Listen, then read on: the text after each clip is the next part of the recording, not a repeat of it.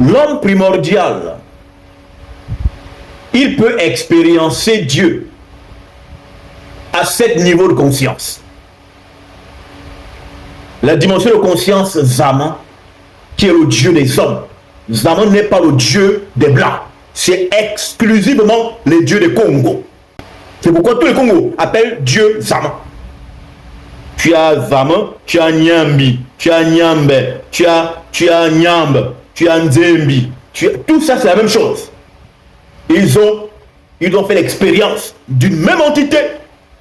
Nyambe, Nyambi, Nzembi, Nzamba, Nzamba, Zaman, Zamba, hein? Zambe. C'est la même expérience. Là, c'est la première expérience, le premier niveau de conscience que l'homme a fait pour expériencer Dieu. Et on a Zaman Yemobara. Là, l'homme fait l'expérience du Dieu de la terre. L'homme fait l'expérience du Dieu des nuages. Un père de commun. L'homme fait l'expérience du Dieu qui crée, qui fabrique. Zokomomba, hein? L'architecte qui sculpte.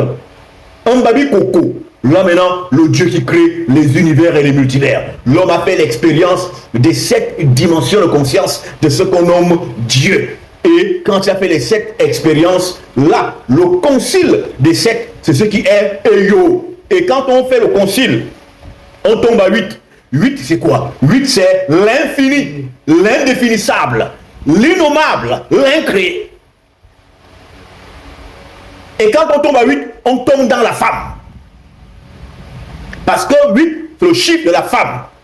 Et quelqu'un dira que 4 est le chiffre de la femme. Mais 4 est égal à 8.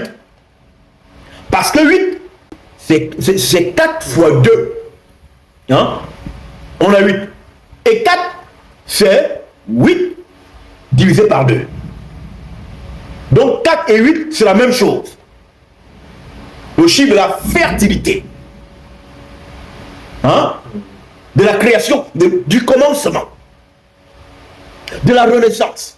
C'est pourquoi dans l'âge d'un an, il y avait 8 individus qui symbolisaient la femme.